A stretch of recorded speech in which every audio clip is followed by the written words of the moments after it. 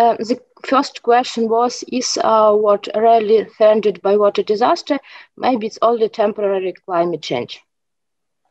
Well, I don't think you have to talk about climate change. Climate change is obviously a significant factor in what is changing agricultural patterns. But even if you think climate change is temporary or you don't even believe in it at all, you still have other phenomena that are going on, which is the world population is growing. We're about 7.5 billion people now, with world population rising to about 10 billion by mid-century.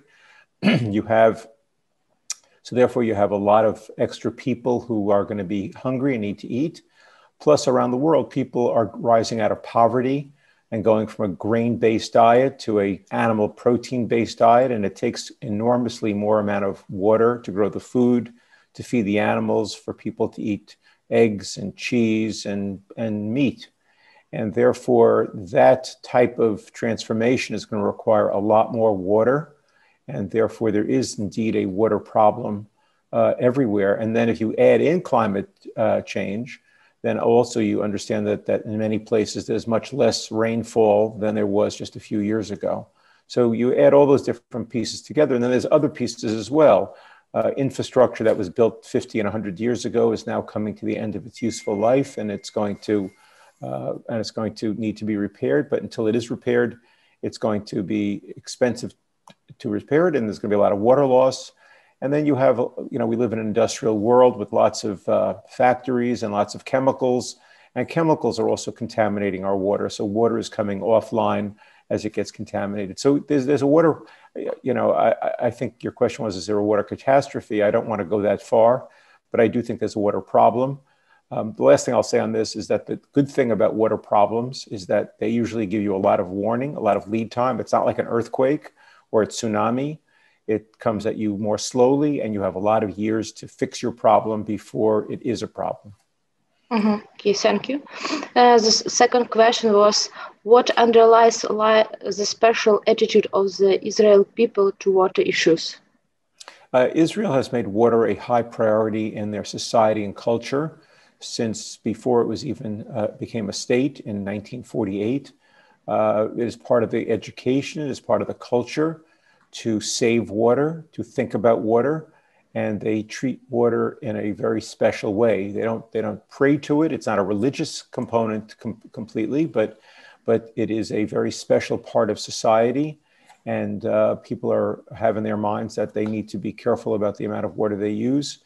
Also, Israel is an innovative society that focuses very much on problem solving. And lots of Israelis seeing the problem of water scarcity, both in Israel, in the region where it lives, and around the world, have taken it upon themselves to try to fix this problem. Thank you. The third, how some make-believe water plans could be turned into reality? The question pretends a little bit that it's science fiction, but in Israel, not using traditional means of breeding, not genetic modified approach, non-GMO, Israeli scientists have found all kinds of ways to save very large amounts of water in the growing of crops. So for example, it takes a lot of water to grow every part of a plant, whether it's leaves or roots or the vine, things that are not eaten, things that end up being discarded. And therefore, Israeli scientists said, if we need to use a lot of water to grow these things, why don't we try to figure out a way to make plants that have short roots or short vines or no leaves? And so it's out of Israel that you have tomato plants with no leaves. It's out of Israel that you have wheat that's a very, very short stalk. It's out of Israel that you have a whole bunch of fruits and vegetables that have very short roots. So those are lots of ways that what you refer to as sort of make-believe have become a reality. And there's a lot more of that going on. The other thing that they've done a lot of is there's different kinds of water. There's obviously seawater, which you can't drink. And then there's regular water, which you can drink. And then there's something in between called brackish water, which is not very good quality water. It's a little bit salty. It has a lot of minerals in it. Sometimes you can take that water and desalinate it. But what Israeli scientists have discovered is that you can take brackish water and train certain kinds of plants, create certain kinds of plants that actually thrive on brackish water. So instead of discarding that water or not using that water, they can use brackish water to grow fruits and vegetables. and save the pure water for other purposes. Yes, thank you. Please tell us a few words about the Israel experience in the management of the national water supply system. Yes, Israel has had a very sophisticated approach to national water supply in that they do two things simultaneously. On the one hand, they are very capitalistic. They charge the full price for water. Water is never subsidized in Israel. People pay for everything for the water, for its discovery, for its treatment, for its transportation, for its administration. There's zero government subsidy for that. And so market forces play a good role. When people have to pay the full price for things, they tend to be more careful with it and be more mindful of it. And they also look for substitutes for it in terms of better uses of technology.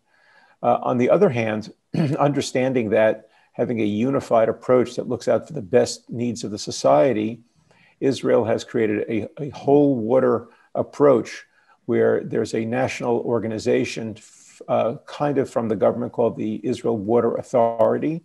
And this Israel Water Authority looks out for the best interests of the water of the country for everybody. And their job is to get the most amount of water at the highest quality for the lowest price possible to the nation. And it has worked magnificently. Thank you. How has drip irrigation changed an entire sector of economy, for example, agriculture? Yeah, so drip irrigation is already a significant, what you refer to sort of as a miracle, and it's going to be more so in the coming years. Just for the people who are watching this who may not understand, there are basically three kinds of irrigation. There is flood irrigation, which has been used for about 4,000 years around the world, where you flood the field, most of the water evaporates, and then some of it gets to the roots. The second kind is sprinklers, where a significant amount of the water evaporates, same idea. And then the third kind is drip irrigation, where lines are put into the field and tiny droplets of water drip on the roots at regular intervals, and almost zero of the water is lost to evaporation. And as an extra bonus, the plant creates a new amount of, the plant responds to that drip irrigation in such a way that it creates a higher yield from the crop. So that instead of being what is a normal yield per acre or per hectare, or a certain number of tons or bushels, it usually is up by 15 to 40% higher. Now, more recently out of Israel, another new kind of drip irrigation has been invented from a company called Drip, which I can talk about with anybody who wants to know more about it, which is going to further revolutionize this area. I didn't write about it in my book, but I should have. It just wasn't invented yet when I had written the book, but it is now. And what Drip does is it takes the force of gravity and no external energy, and you can use this kind of drip irrigation for every kind of crop: potatoes, alfalfa, corn, wheat, rice, everything, whereas you couldn't previously with the other kind of drip irrigation because it was too expensive to bring it to the field. Okay, the next, environmentally friendly technologies. How expensive is it? Well, it depends. I mean, being environmentally friendly, part of it is a philosophy and part of it is technology. So the philosophy is in your head, and that doesn't necessarily cost anything extra. It's the idea of what do we need to use to grow our crops, not what do we have to, and it's what we need to grow our crops, and not sort of the mindset of just let the faucet keep running while we're sleeping. It's the idea of don't leave the car running for hours when we're not running it. Don't leave the tractor on when we're not in the field. Just because the cost of gas petrol is cheap, or just because the water is free or subsidized. And that's what happens with many countries around the world. There's not a philosophy of conservation, not a philosophy of sustainability. So that part is free. The technology itself varies in cost. And the nice thing about that is that you can use it as an offset to figure out, well, what is the increase in yield that I'm getting from this? What is the extra value I'm getting from saving water and not having to worry about drilling for new water next year?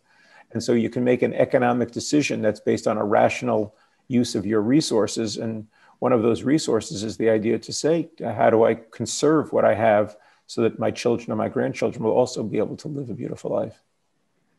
What kind of ways out of the water crisis Israel could offer?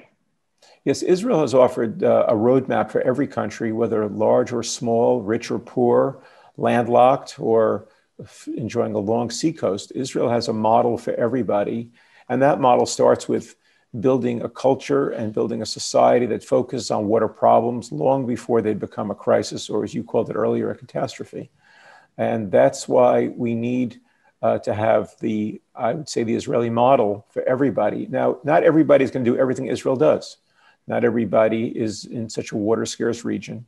There are countries with lots of rain or big rivers or huge lakes.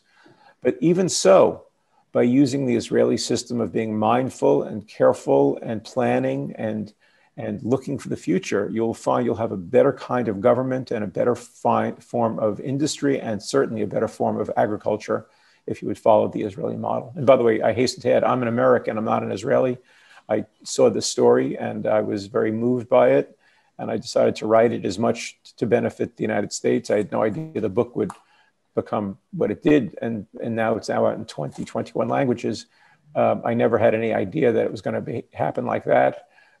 So I wrote it just really for American farmers and American policymakers. But it turns out it has value for every country, as I said before, rich or poor, large or small.